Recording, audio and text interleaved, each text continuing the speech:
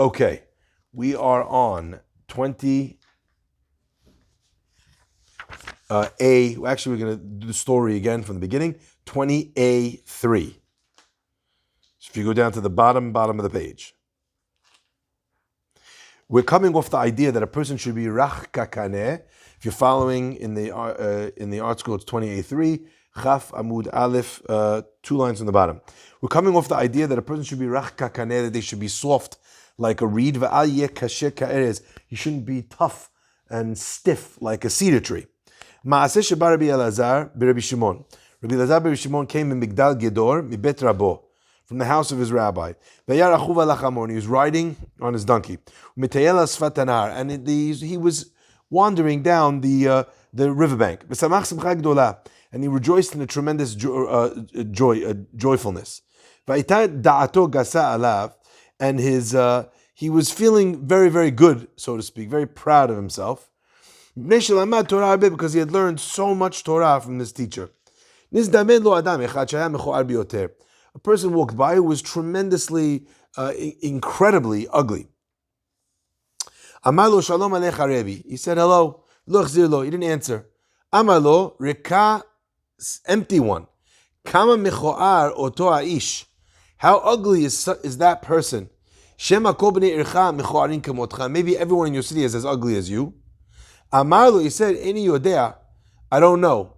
Ela lech ve'emor le'uman she'asa'ani kam mechoar kli zeh she'asita. Go tell the master who created me, the master craftsman who made me, go tell him how ugly his work is. Kivan she'yada be'atzmo shechata, he realized that he had sinned, the rabbi. Yarad min ha'hamor, he came down from the donkey.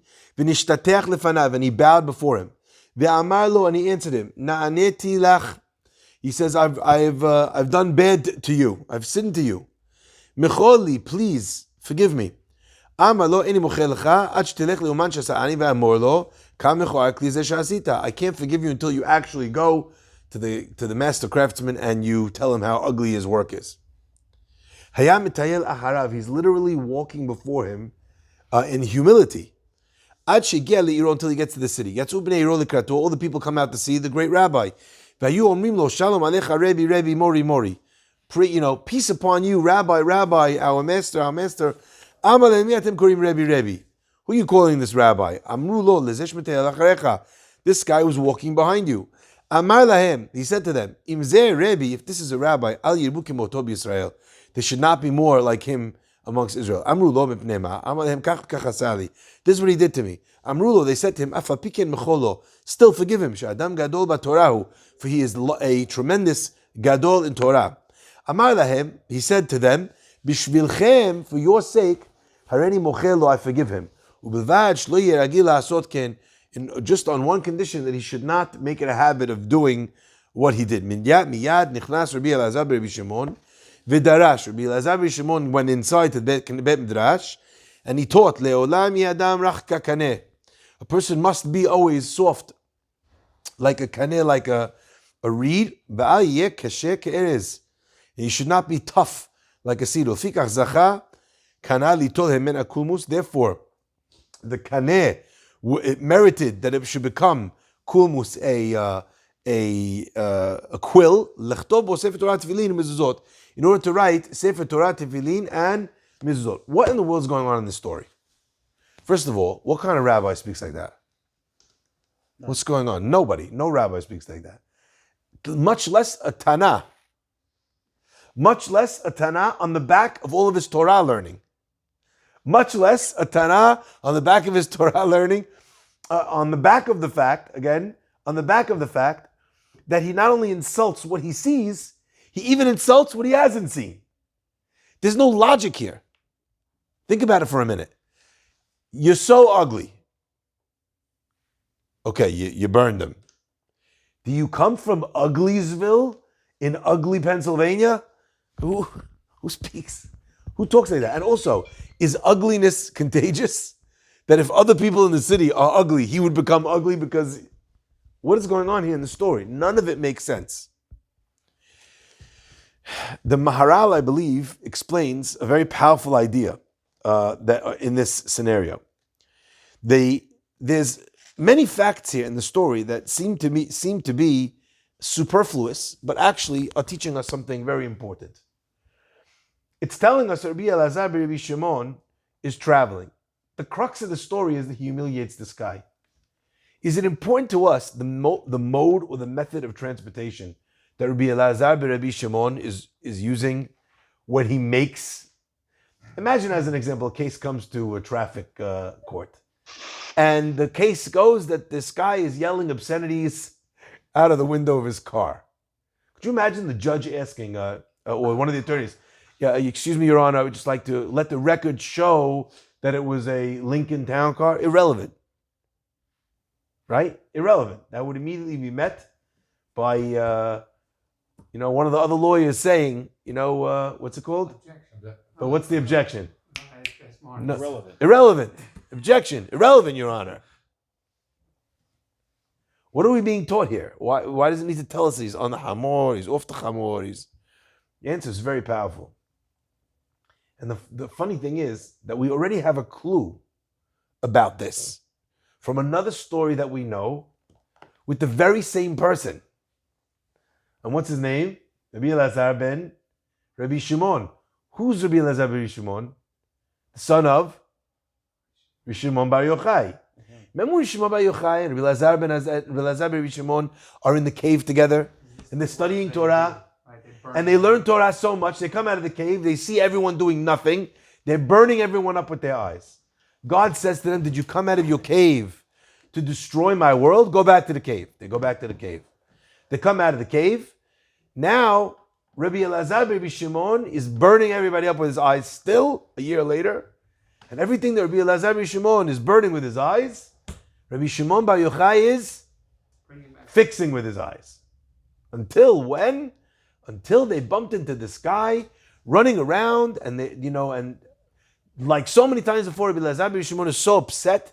How could a person be wasting all this time running around, dealing with nothing? Torah is life itself. They've been learning Torah for 13 years straight, not doing a single other thing, not a stitch of anything else. Until they see a man running with two hadassim. And they ask him, what are these two hadassim? He says, for Shabbat. Why two? The man says, one for Shamor, one for Zachor. Suddenly they realize that the mundane activity that they'd seen people running around, they realized from this conversation that actually maybe those other people that were running around were not running around chasing stupidities, but maybe they were chasing mitzvot. Maybe they were chasing Torah. And perhaps they judged them too quickly. But what was it that caused Rabbi Elazar ben Rabbi Shimon, and initially Rabbi Shimon bar Yochai himself as well, to have literally what is a scathing, burning look or perspective? What caused them to have it? They think their way is the only way. What made them think that, ironically? They didn't know nothing. They were in the grave for 13 years. They were in the cave for 13 years, but what were they doing there? Learning Torah. So what was it that caused them to have such a negative view of everybody around them? The Torah itself that they'd learned. The Torah caused that. They got to such a high level that they could not understand or relate to someone that was not on that level. Let's read the Gemara again now with that perspective. Okay? The Gemara says now, let's look very carefully. Rabbi Elazar ben Rabbi Shimon, one second, sorry, let me just finish this and we'll come back to questions. Rabbi Elazar ben Rabbi Shimon is coming back from learning with his great rabbi. Haya rachuv al hachamor. He's on a high. And what is he riding on? Chamor. The word chamor is the same word as chomer, which means physicality. He thinks as he's riding back, after learning all of this, he feels, it seems to him, like he's managed to conquer his midot, his physicality. He's rachuv ala chamor. Umitayel asfat hanahar, and he's going on this little journey, and he's so rejoicing. Vayetad da'ato gasa alav. He felt like he was in the right place. He was in the right state of mind. He was in a good position. His Torah had an effect. It had made him into a better person. It had literally elevated him above his physical self, above his chumriyut, his physical self. And all of a sudden he meets a person, shaya mechu'ar biyoter. It doesn't mean the guy had a hook nose and a wart on his forehead. It means that the person, he was acting in a way which was incredibly coarse, shallow, simple, inappropriate. He meets a person whose actions were very ugly. The man says, Shalom alecha Rebbe, how you doing? Velo hechzir. He did not respond to him. Why? Because there's laws against conversation with a rasha. Lo hechzir lo. He's not just not responding to him. He didn't return him shalom because he felt this guy's a rasha. I don't need to show him respect and honor and dignity. The only thing that's going to do is encourage him to be even more of a rasha. He's like, oh, the rabbi said okay, But what does he do? He does what he's supposed to do. He gives him musar. Amarlo, he says, reka, empty vessel. In other words, you're a person with no zichuyot, with no merits, with no mitzvot. Kama mechu'ar oto ha'ish. A person who doesn't live their life trying to learn, to grow, how coarse is such a person going to be? And now he offers him not a double burn, but he asks him, Shema, maybe the reason why you are this way is because you come from a town called Bnei Ircha Mechoarim Kemotcha. Is everybody this way? Do you come from a background which led you to follow in this path? He's judging him favorably. Do you understand? It's exactly the opposite of what it seems. Giving him the benefit of Giving the benefit of the doubt. Amarlo, the man, he's not learned. He didn't understand what the rabbi was saying to him. He says, Any Yodeh. He goes, I don't know the answer to that question, if they're ugly like me. But go tell the guy that made me. Rebbe Lazar, in that moment, realizes that he's given tochacha inappropriately. Because if the man misunderstood what he was trying to say, even though he was wording it in a way which was perhaps a little bit more elevated, a little bit more dignified. He didn't say, you have done bad things. He said, your behavior, it's ugly, it's empty. He realized that the guy didn't understand him. When you give tochacha and the guy doesn't get what you're saying and he gets insulted, that's not just a sign that he got the tochacha or he took it wrong. It might be a sign that you gave the tochacha wrong. Yeah? Rabbi Elazar, immediately, what does he do? He realizes he gets off the high horse, to use the euphemism. And he starts now following the guy to show him in his humility. What's the point of this exercise? To show him, I never felt that I was better than you. I never was saying to you that you're a nobody. It's not my... And not only that, one stage further, Rabbi Elazar understood in his answer that not only was the man responding to him, but he was being sent a message from Shamayim. Rabbi Elazar, you're on your high horse. Your father's Rabbi Shimon Bar Yochai. How else were you going to turn out? You had the opportunity to study. You came from a great background. Of course you are who you are. This guy, with all of his desires, ultimately, who created him with those desires? Borei Olam. So it's true, he could and should wage war against his baser impulses. But end of the day, he hasn't. You didn't successfully give him tochacha, you just made him embarrassed. But he was judging him. Correct. He was. He didn't have to, because the guy shouldn't have addressed him.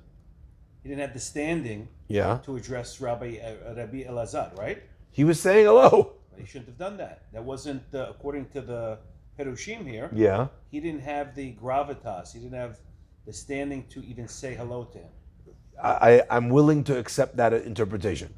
But I'm not limited to it. But Rabbi Elazar got upset about that. That's why he acted that way. So again, I'm not explaining the Gemara according to that interpretation, because I think that in that scenario, you're left with the bomb question that Rabbi Elazar, even if he doesn't owe him an answer, he doesn't owe him a response like this. Maybe Rabbi Elazar was on his high horse, so to speak. He was feeling good about how much he learned, and he was a little bit ge'eh. So again, Odapam, it is possible. On some level, we can attribute some element to, but these are the greatest tzaddikim. Could you imagine I told you, Cham Baruch, he's a little bit gay. You punched me in the face. Ike Franco would not make. Because you knew him. You were close with him. 100%. If I spoke disparagingly about him, Cham Baruch is not a toenail on the foot of Rabbi Elazar and Rabbi Shimon. So for us to say, the guy who's full of himself, on his high horse, maybe putting the guy down, speaking inappropriately, doesn't make sense. It doesn't jive. Also, how could the outcome of learning so much Torah produce that? Produce a response like that? So according to this approach that I'm presenting, actually everything makes sense. Rabbi Elazar is acting in the way perhaps that he should, but his mistake is in the fact that the way he gives over the tochacha, right? But we also see that immediately he realizes that this message is a message to him that on his level he needed to humble himself more. Does it humanize the rabbi? What? To show, not to say that it's a mistake, but not a mistake, where he realized what he did, and then it shows that even rabbis could make. But it's not just that the rabbi can make a mistake. By connection He's to now that person, he's now walking behind this rasha. Okay, Better if he bowed to him. he's bowing to him on the ground. By the way, not only is he following him like a dib, like walking, penitently behind him to the village. What's interesting to me is they're all like, "Hey, hello, Rabbi." Even now, when they're all coming out to greet him, where's the rabbi? Still behind him. He's like, "Who are you talking about? Who? The guy that's walking behind you." He still didn't get on the horse. Anyway, the guy tells the story. They tell him, "Forgive him. He's a gadol b'Torah." He's like, "Okay, I forgive him on your behalf." Again, I just want to show you the character of this man. If it was me and I just went through the story, now I walk into the Beit Midrash, you know what I'm going to talk about? Kashrut, Nida, Shabbat, Gemara, anything but what just happened. He's further humiliating himself. So it's very hard to imagine a man, again, according to that understanding that you were reading, who's so arrogant at the beginning of the story and who's so humble at the end of it. It's just too far of a journey for me to traverse in my mind. People don't swing that far, that fast. Okay? Because you understand also that God created everyone. Because he Yes. told Yeah. them, go see the guy who created me. Go see the Okay. craftsman who created me. Ye- So you might realize not God created the Rasha and the Tzaddik also at the same time. And we need to give kavod to both of them. Definitely that's part of why he humbles himself. Because he realizes that there's truth in what this man is saying, even on a Rashat level. Oftentimes, Jeff, we need you to mute. Oftentimes, what we don't realize is when you look at a Rasha and you recognize the wickedness of his ways, and you can objectively say something is wrong. Understanding that something is wrong has nothing to do with understanding where the person who committed that wrong came from. A person loses their temper, they're humiliated publicly. They start cursing the other guy back. Is it right to curse the other guy back publicly? No. Is it right to yell at the guy publicly back? No. But we understand why or what drove the guy to do it.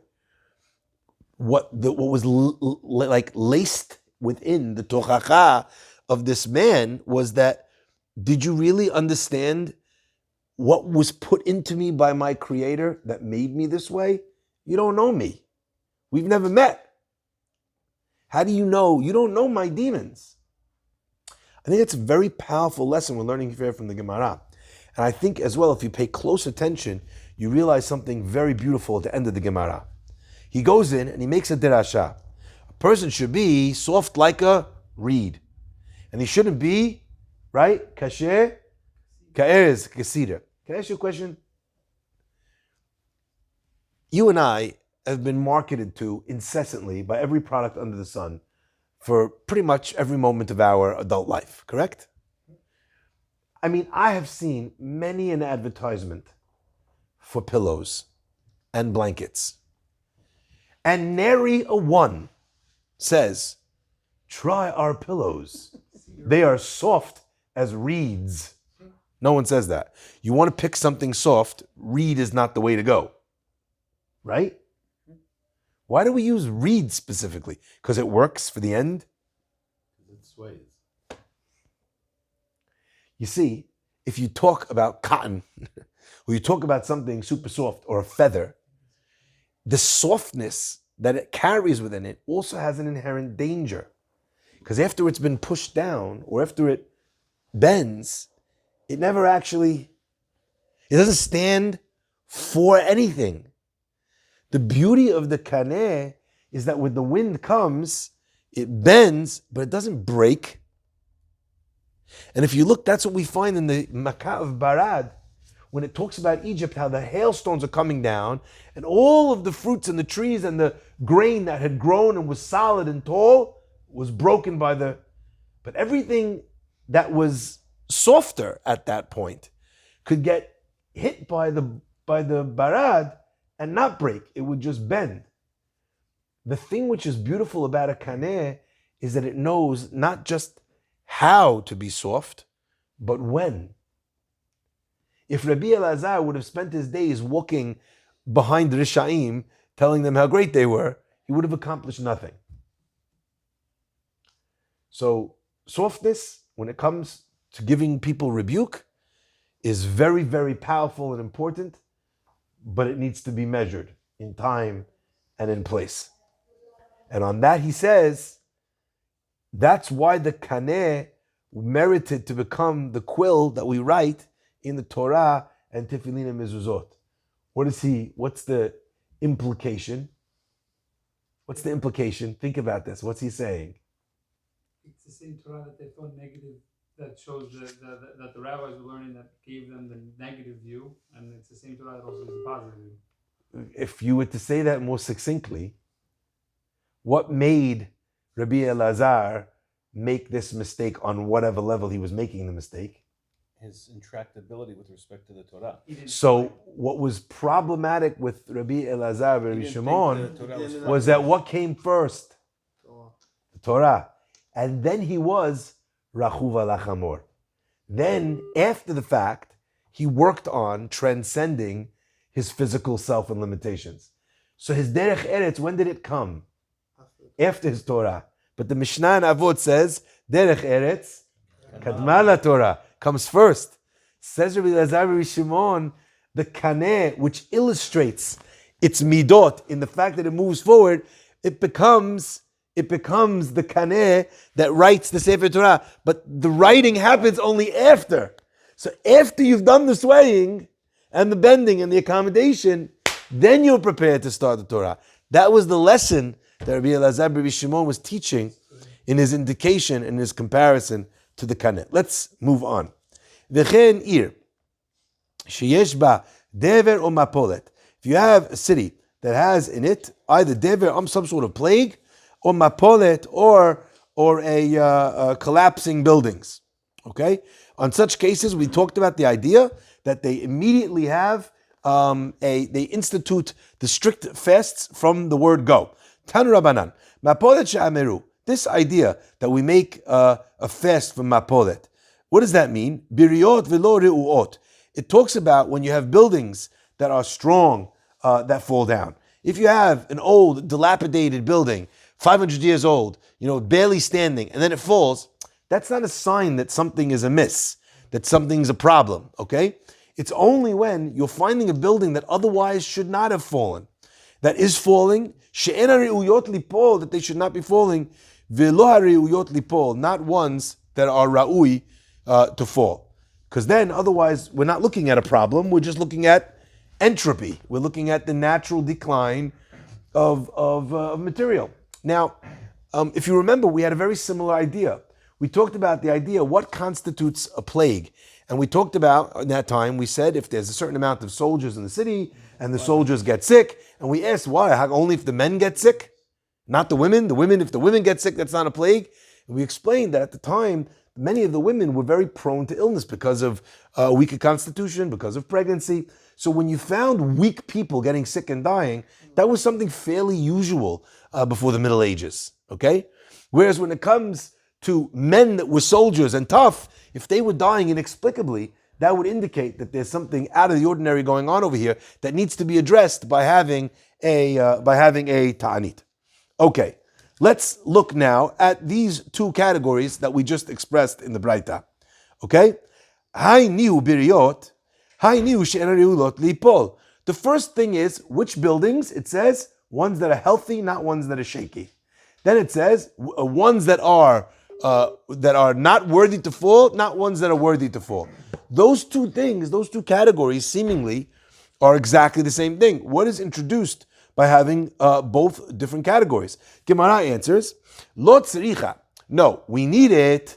Dinafelu machmat guvhayu, where the building that fell, it fell because the fact that it was tall. So it was a very strong building, but it fell because of the height that it has.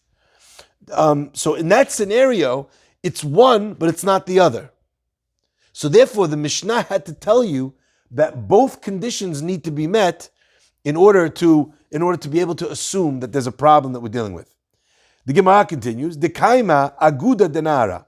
Another situation is, if you have buildings that live along the ocean, or along the rivers, or along the streams, now in those situations, the fact that the water is running alongside the riverbank, the water permeates, the soil is not impenetrable, it's not impermeable, so therefore the water actually penetrates the soil, ruining the efficacy of that soil, and therefore buildings that fall, that live on the edge of the water, the building might be strong, but it's re'uyot lipol because of the fact of where it's built.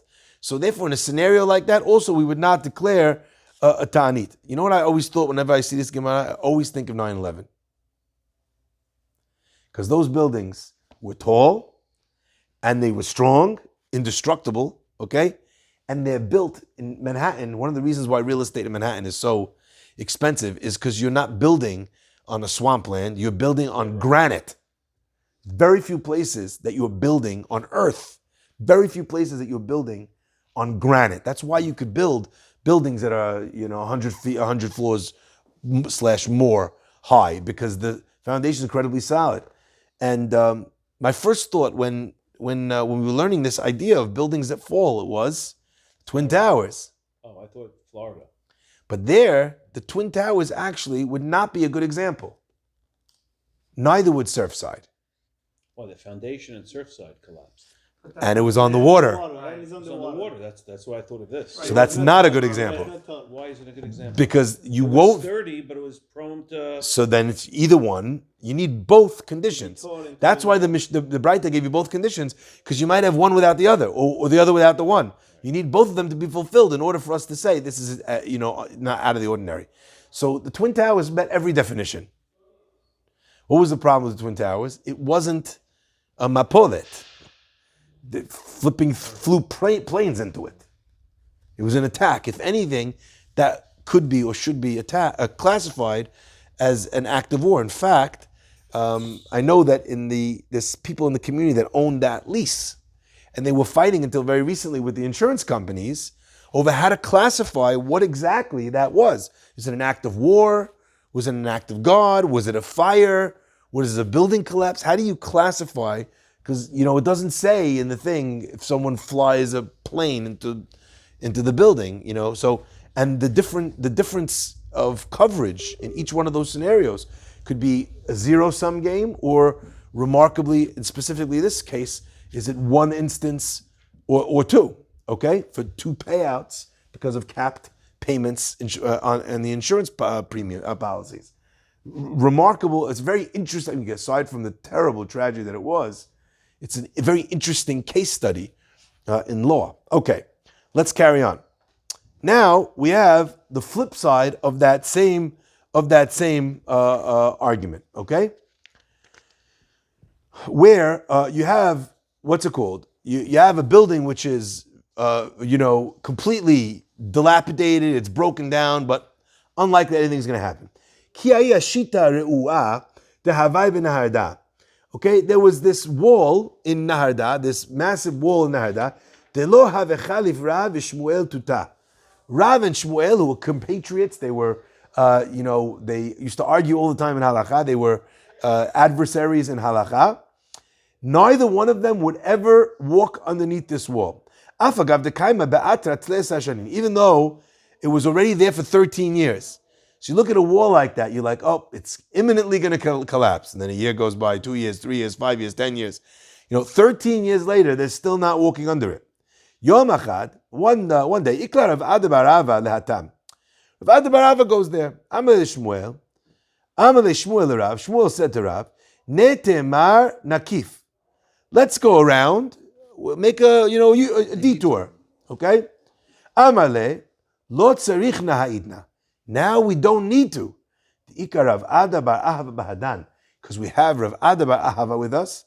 The nafish zechuteh, because his zichuyot, he has many zichuyot, and therefore I'm not afraid he's walking with us. Shema Yisrael. I would not have liked to be Shmuel in that moment. What am I? Rabbi chopped liver, okay? But Rav Ada bar Rava is saying he has many merits. Now, an interesting way of reading this Gemara, where it does not come across as an affront to Shmuel, is what Rav was saying is, we needed a certain amount of zichuyot to cross the threshold where we would be safe. You and I made up 2/3. Now comes Rav Ada bar Rava. He gives the last third, and now we're good. Nafish zechuteh doesn't have to mean he has more than you or more than me. It could mean that he completed, he pushed us over the border, so therefore we're safe to walk under the wall. How cool is it, by the way, that that's how they viewed their life. 13 years, they took a detour every time. It's not safe. But if you have the Sadiq with you, however you understand it, if you have the Zichuyot, no problem. Isn't that wild? I need to find Rav Ada bar Rava and go base jumping with him. Okay, the Gemara continues. Rav Huna Havale, Hahu Chamra. Rav Huna had a Ba'ahu Betariya. He had wine in a house that was Ra'ua. It was ready to fall. Oh, we have Minha now. Mechila. Yes, Rabbi Hanania will continue next week. We'll continue on Sunday. Rabbi